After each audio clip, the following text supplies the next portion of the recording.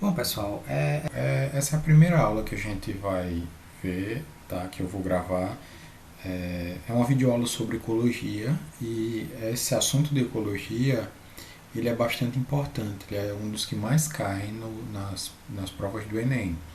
E aí, como o assunto é extenso, eu dividi ele em dois slides, tá? E eu pretendo dividir em mais aulas do que duas. Então, a gente vai ver ele pausadamente aos poucos, porque tem diversos conceitos e vocês têm que compreender esses conceitos para poder responder com tranquilidade as questões relacionadas à ecologia. Nessa aula a gente vai ver a parte de ecologia, os conceitos gerais, os aspectos gerais, tá? E aí entra a maioria dos conceitos, ou boa parte dos conceitos que vão aparecer nas questões. A gente vai tratar de relações alimentares. Em uma outra aula, a gente vai falar sobre relações ecológicas, que é um pouquinho extenso, então a gente vai gastar bastante tempo aí.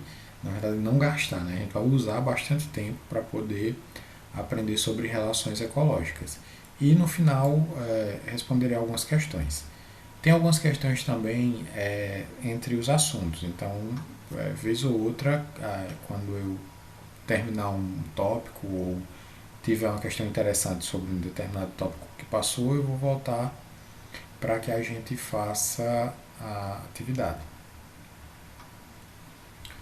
Os aspectos gerais da ecologia, ele envolve diversos conceitos.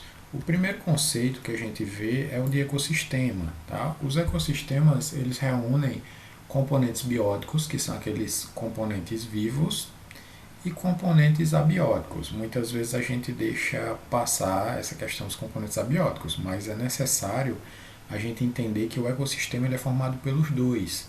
Então você vai observar uma floresta, você vai ver as árvores, você vai ver os pássaros, mas você também tem que prestar atenção que faz parte desse ecossistema a água, a luminosidade, o solo, as rochas, então tudo isso faz parte do ecossistema.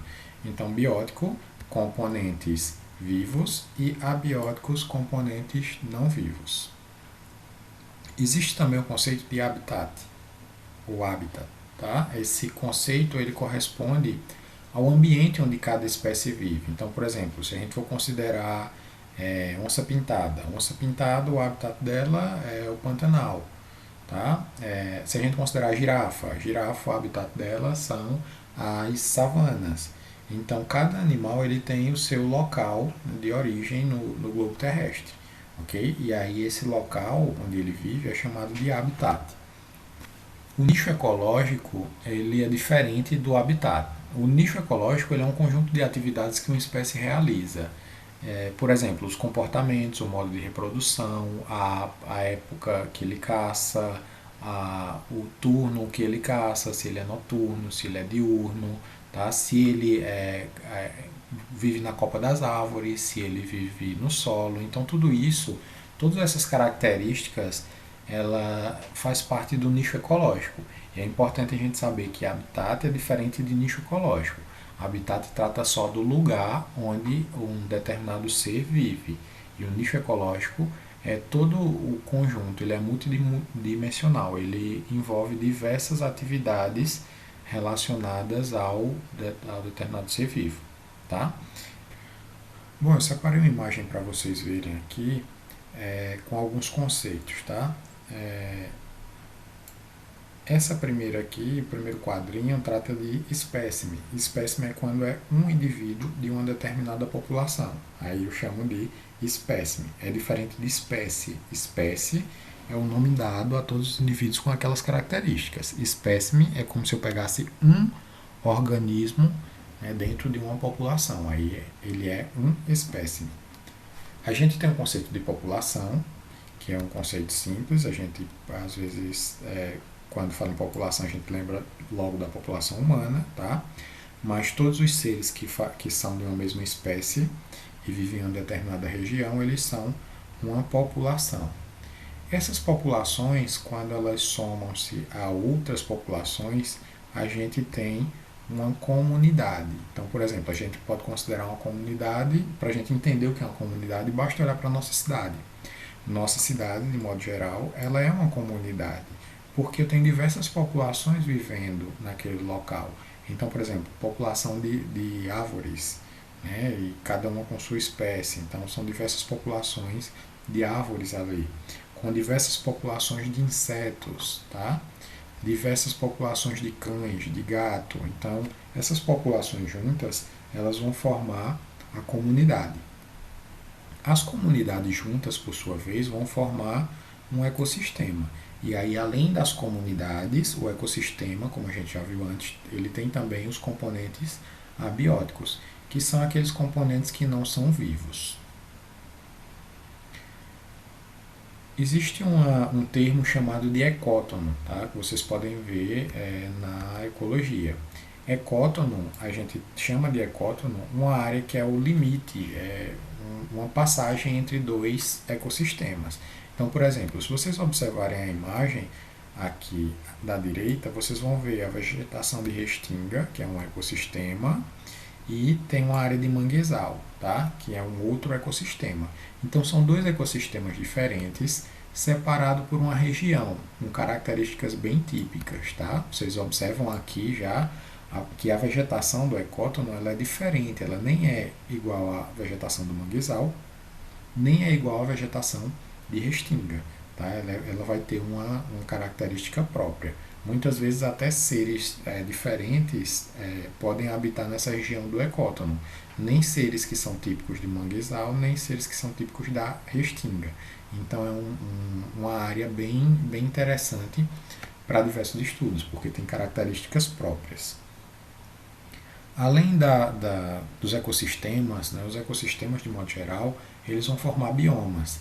E esses biomas, eles são áreas, normalmente são áreas grandes, e elas reúnem determinadas características, principalmente vegetação. Tá? A vegetação é uma das principais características que um bioma ele pode apresentar. Então, por exemplo, se você observar essa imagem aqui da esquerda, você vai ver uma imagem aí da floresta amazônica. A floresta amazônica é um bioma. E ela é bem diferente, por exemplo, da questão do bioma do deserto. Né? Se você pegar o deserto, você vai ver que a umidade relativa do ar vai ser mais baixa, quantidade de água disponível, a vegetação, o clima. Então, cada bioma ele tem suas características próprias e também tem sua fauna e sua flora típicas daquela região. Ok? Os biomas eles não estão concentrados normalmente eles estão distribuídos pelo globo. Então, se a gente tem floresta, região de floresta tropical em um país, é muito provável que em vários outros países, na mesma faixa, né, pode haver também essas florestas tropicais. Assim como os desertos. Né? Os desertos a gente tem desertos localizados em diversas partes do globo terrestre. Bom, a gente já citou os conceitos de populações e o conceito de comunidades e a gente vai agora abordar um pouquinho sobre os fatores que podem influenciar no tamanho dessas populações e na organização dessas comunidades. Então, o primeiro fator que a gente vai falar é densidade populacional. Densidade populacional é um termo bem comum, vocês devem ter visto em geografia já, que nada mais é do que a quantidade de indivíduos em uma determinada área. Então, essa relação ela é tratada como densidade populacional. A gente tem, por exemplo, países, né, quando fala de população de seres humanos, a gente tem países que têm uma alta taxa de densidade populacional, que também pode ser entendida como densidade demográfica. Por exemplo, quando você olha para a Índia ela é um dos países mais populosos do mundo. Né? Tem outros países também populosos, mas a Índia tem uma população enorme. E isso influencia na questão da ecologia, porque quanto mais indivíduos em uma determinada população, mais rápido os recursos daquela região eles vão se esgotar. Além disso, também afetam populações e comunidades em relação ao tamanho, a taxa de natalidade, quantidade de indivíduos que nascem, taxa de mortalidade, indivíduos que morrem e migração. Tá? Então esses três fatores eles são bastante importantes para a gente entender a dinâmica das populações e das comunidades. Lembrem que migração ela pode dividir-se em dois termos. Imigração, que trata-se da chegada de indivíduos, né, o imigrante, e emigração, que trata da saída de indivíduos de uma determinada região. Então, por exemplo, se a gente observar esse mapa aqui da direita, o mapa da direita mostra a questão da migração do Nordeste brasileiro para outras regiões. Então isso acontece com alguma frequência, acontecia mais. Hoje acredito que as taxas de migração do Nordeste para as regiões mais desenvolvidas elas sejam menores, mas já foi muito grande a questão das migrações em direção a regiões mais desenvolvidas. E aí, além da taxa de natalidade, mortalidade e migração, a gente também tem um conceito relacionado a populações e comunidades que é o de potencial biótico. Potencial biótico está associado à capacidade que um determinado ambiente, um determinado ecossistema, oferece para que uma população cresça, tá? Então, esse potencial biótico determina o quanto a população é capaz de crescer em condições ambientais adequadas. Bom, então a gente falou do potencial biótico e alguns fatores eles afetam essa questão do potencial biótico da região. Então a gente tem, por exemplo, essa capacidade de suporte do ambiente, também é um termo bastante utilizado na genética. Essa capacidade de suporte é justamente as condições adequadas para que uma determinada população cresça. E isso é influenciado por diversos fatores, como por exemplo, quantidade de alimento é um dos fatores principais, quantidade de predadores também influencia, competição também é um outro fator que influencia, e recursos naturais, porque alguns seres a gente sabe que precisa muito mais do que apenas alimento, né? Ele precisa de locais que possam servir de abrigo, eles precisam de, alguns deles são adaptados a viver próximos de fontes de água. Então todos esses fatores eles alteram aí o crescimento populacional. Nesse gráfico abaixo a gente pode ver duas populações. Tá? Uma população de insetos, eu chamei genericamente de insetos, tá? Mas lembre que insetos é um grupo grande, então tem várias populações dentro de insetos, tá? Mas vamos supor que isso aqui seja uma mariposa, tá? Uma determinada espécie de mariposa. E uma população de sapos, tá? Que é a linha verde. Então vocês observam que os insetos eles começaram a habitar a área sozinhos. E aí eles tinham toda a capacidade, a população tinha toda a capacidade e os recursos adequados para crescer. Tanto é que a linha começou aqui a mostrar o número de aumento de indivíduos. Tá? A partir do momento que os sapos chegaram no ambiente, os sapos eles já tinham uma oferta de alimento, que era justamente as mariposas. E aí a população de sapos também começou a crescer. Entretanto, à medida que a quantidade de sapos cresce, é normal, é natural que a população de insetos diminua, até o momento onde a quantidade de sapos vai superar, né, a quantidade de insetos disponíveis para que eles se alimentem. E aí essa quantidade de insetos vai começar a diminuir consideravelmente e, por falta de alimentos, a quantidade de sapos também vai começar a diminuir. Quando a população de sapos diminuir bastante, os insetos vão voltar para a área e vão começar a crescer, essa população de insetos vai começar a crescer novamente, até que os sapos novamente cheguem naquele ambiente e a quantidade de insetos volte a diminuir. Então a natureza ela vai ficar fazendo essa regulação durante todo o tempo de vida, né? Enquanto tiver capacidade de suporte naquele ambiente, essas populações elas vão se alternar em relação ao tamanho. Tá? E aí lembrem que o sapo se alimentar dos insetos é uma relação de predação. Então o predatismo aqui ele está influenciando consideravelmente no tamanho das populações. Bom, gente, a gente também fala, quando trata de ecologia, sobre matéria e sobre energia. Vocês já devem ter visto que matéria ela tem um ciclo, ela é cíclica, tá? Ela é reutilizada pela natureza, enquanto a energia não. Para a gente entender como é que a matéria, como é que a energia elas funcionam nos ecossistemas, a gente tem que entender primeiro que há dois tipos de seres vivos. Existem os seres vivos que são chamados de heterótrofos, tá? Que são aqueles que se alimentam a partir de matéria orgânica ou moléculas orgânicas. E a gente tem também os seres que são autótrofos ou autotróficos. Eles se alimentam de matéria inorgânica. Lembrando que matéria orgânica, a gente pode ter assim, uma noção bem vaga do que é matéria orgânica. Normalmente as pessoas associam que é aquilo que apodrece, então é orgânico. Molécula inorgânica é aquilo que não apodrece, tá?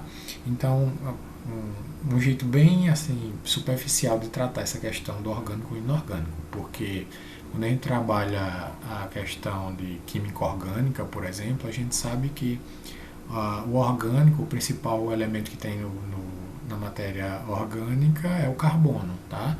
Mas lembrem que algumas moléculas inorgânicas também são formadas por carbono. Então veja só, a gente tem seres que produzem a sua própria comida a partir de moléculas inorgânicas, são chamados de autótrofos, e seres que não produzem sua própria comida, que são chamados de heterótrofos. Quando a gente fala em ser autótrofo, o primeiro ser que vem à cabeça são as plantas, tá? Mas algas, bactérias e cianobactérias também fazem parte desse grupo, eles também conseguem produzir a sua própria comida. Aqui tem uma imagem que mostra as algas unicelulares, são as principais produtoras, né, principalmente no mar, da produção das algas unicelular é que vem a maior parte do oxigênio que a gente usa para respirar. E tem aqui desse lado à direita os seres heterótrofos, tá? Que aqui eu usei o exemplo de uma cobra se alimentando de um rato. Então ela não consegue fazer fotossíntese, ela não consegue produzir sua própria comida, ela tem que se alimentar a partir de outros seres. A matéria e a energia, como é que a matéria e a energia ela chega, né, no meio ambiente? A gente tem como principal produtor no ambiente terrestre as plantas, tá? E essas plantas realizam uma atividade que é chamada de fotossíntese.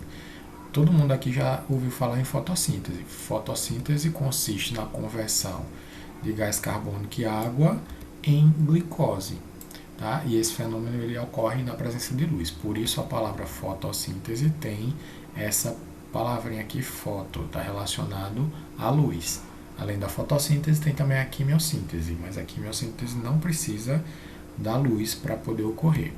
Então, parte dessa energia obtida pelas plantas, que é transformada em glicose, ela acaba sobrando. E aí, os seres que se alimentam das plantas, eles captam essa energia.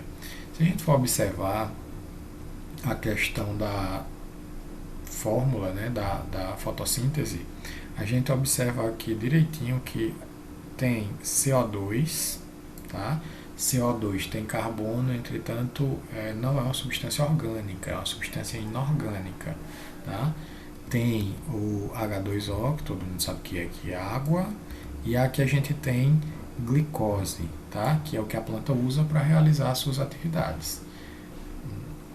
As plantas elas são chamadas assim de produtores porque elas conseguem produzir matéria orgânica a partir de matéria inorgânica. Então, se você observar a equação da fotossíntese, o gás carbônico, o dióxido de carbono, ele é inorgânico.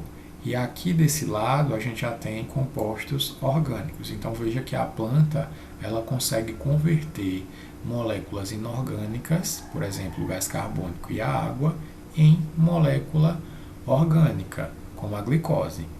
Tá? Então elas têm importância fundamental para a natureza, para a manutenção da natureza. Parte da energia que os seres eles adquirem é dissipada, normalmente em forma de calor. Então, por exemplo, aqui nessa imagem da leoa caçando, você observa que ela gasta energia com essa atividade de caça. Além disso, mesmo que ela esteja parada, ela também está gastando energia, porque os seres que precisam de fontes que não usam fontes externas de calor, né, eles são homeotérmicos, esses seres, eles gastam energia aquecendo o corpo, tá? Então, boa parte da energia que eles consomem é o próprio organismo. A energia captada pela fotossíntese transforma-se em biomassa. E o que é biomassa? Biomassa significa massa viva, tá? Então a planta, se você observar a planta, antes de se tornar uma árvore, por exemplo, ela é uma semente. E essa semente tem poucos centímetros.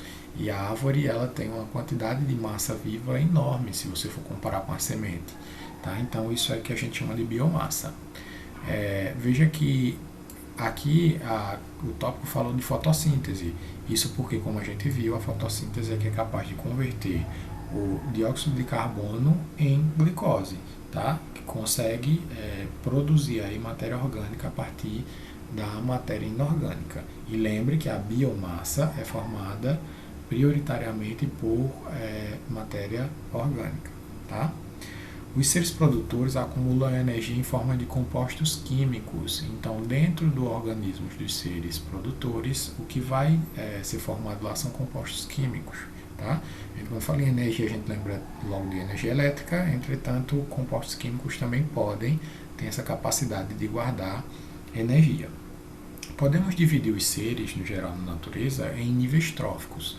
Tá? A gente tem nível de produtores, de consumidores e de decompositores, certo? E aí esses seres, eles estabelecem uma relação alimentar. Aqui a gente tem uma imagem da cadeia alimentar, por exemplo, né? A cadeia alimentar, ela segue um determinado fluxo, ok? E os seres, eles estão organizados de modo que um serve de alimento para o outro. Aqui eu coloquei também a imagem de um baobá, que é uma árvore bem grande, tá? Para vocês terem uma ideia, ela consegue chegar até 25 metros de altura e tem um diâmetro de até 11 metros. Então ela tem uma quantidade de biomassa enorme. E aqui eu coloquei a imagem de um panda, tá? Por que o panda, professor? Porque o panda, ele é uma exclusividade, né? Não seria bem uma exclusividade, ele é um diferencial do grupo dele, porque ele faz parte da ordem dos carnívoros, entretanto ele é vegetariano. Tá? E vocês vão ver que quando a gente vai montando cadeias ou teias alimentares, colocar o panda como consumidor secundário vai ser inviável, tá? Mas a gente vai falar disso um pouquinho mais para frente. Então, gente, a energia, ela passa entre os níveis tróficos e a tendência é sempre que a energia ao longo dos níveis tróficos ela seja diminuída. Então, por exemplo, quando a gente considera a cadeia alimentar, o sol, ele fornece, né, condições para que o produtor ele produza energia. Essa energia do produtor, ela só vai passar 10% para o próximo nível trófico. Então, o consumidor primário, que é esse indivíduo aqui, ele apenas vai obter 10% da energia que o produtor tinha disponível. Tá? Por sua vez, o consumidor secundário também vai obter 10%, e 90% da energia do consumidor primário vai ser desperdiçada. Essa energia ela é perdida a maior parte em forma de calor, tá? Mas também é gasta na atividade metabólica do ser vivo, por exemplo, funcionamento do organismo, e também é eliminado através das fezes, já que nenhum sistema digestório ele é 100% eficiente.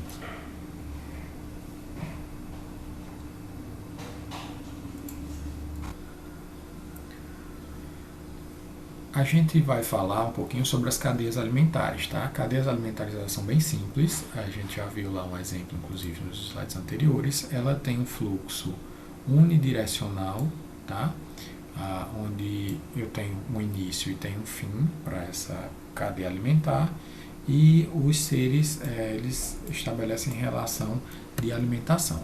Então aqui os níveis da cadeia alimentar a gente pode dizer que aqui a planta, né, que é o trigo, é o produtor, esse rato é o consumidor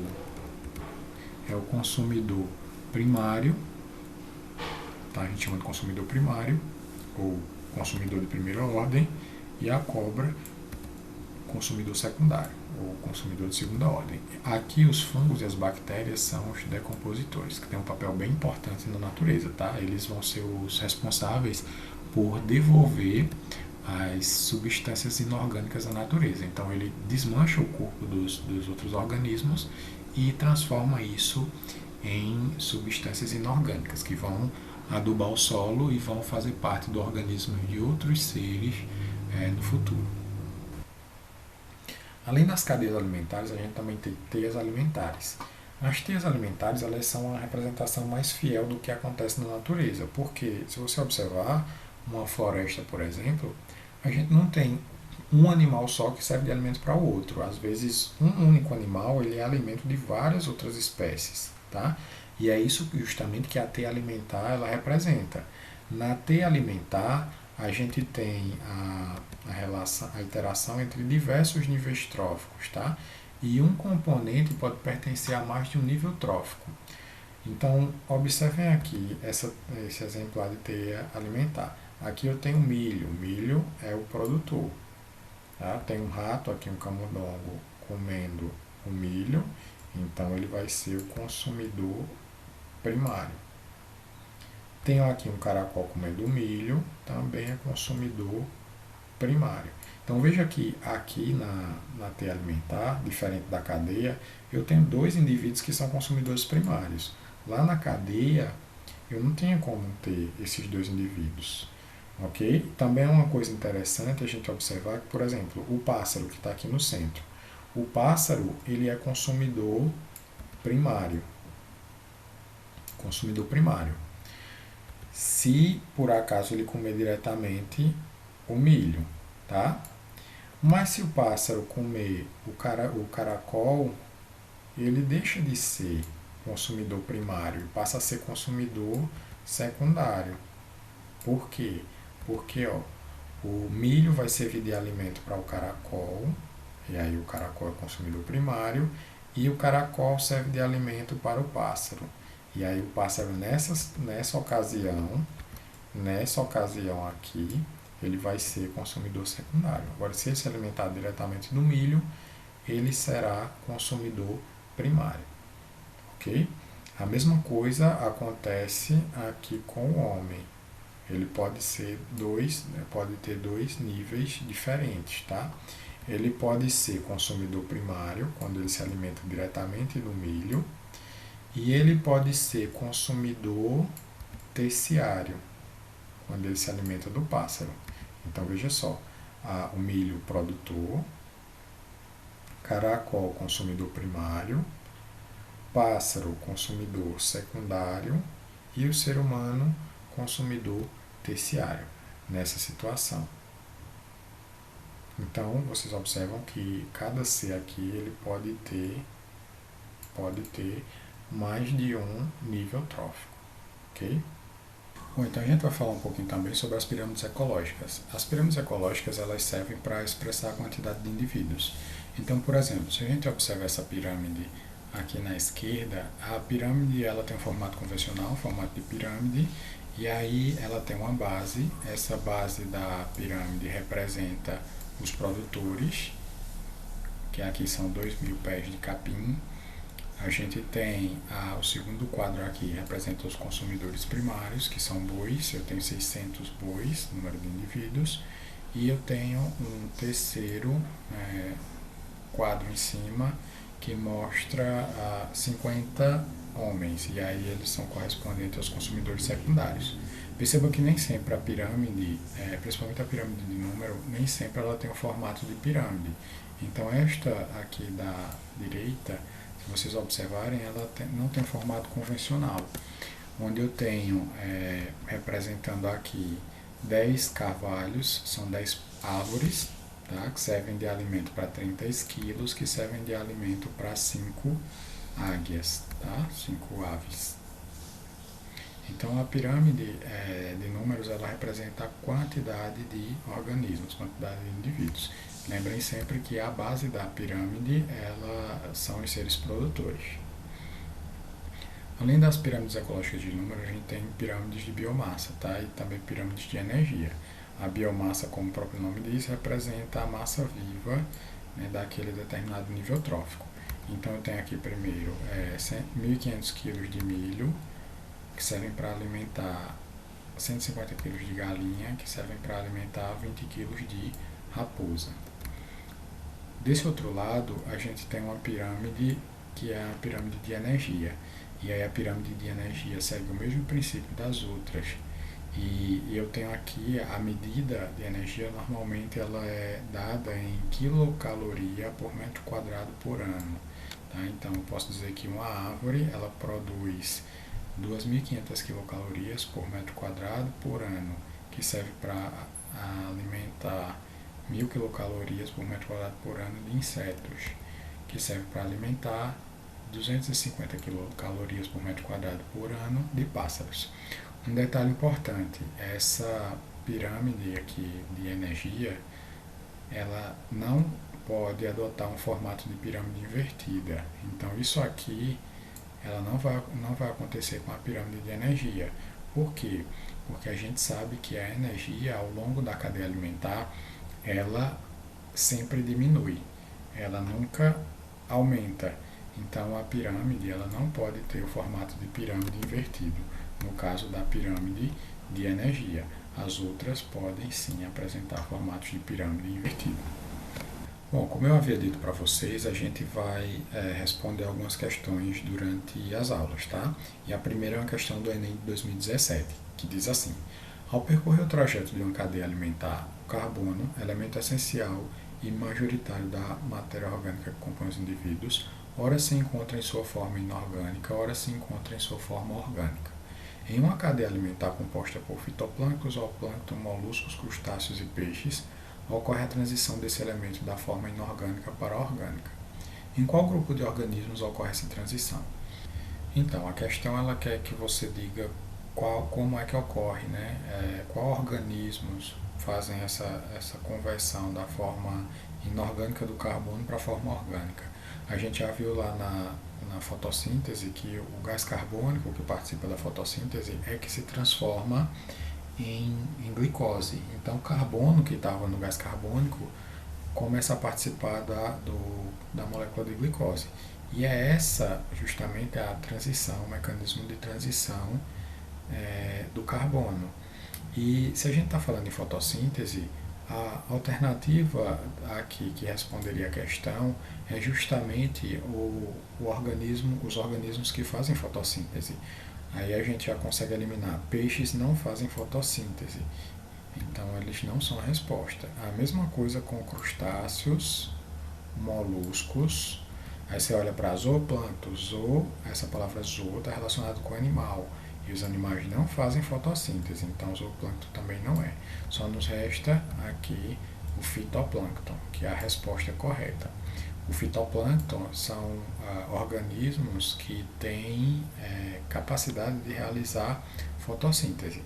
Tá? Então, aqueles organismos eles conseguem converter o carbono que está no gás carbônico em carbono que vai fazer parte da glicose e vai fazer parte do organismo, dos organismos, né, desses indivíduos, ok? E posteriormente vai passar através da cadeia alimentar, através das relações alimentares. Bom, gente, uma questão bem simples aí, tá?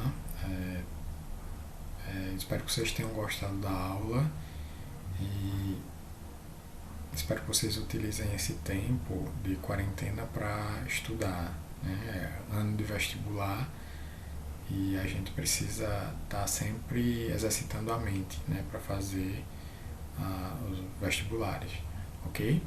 Cuidem-se e um abraço.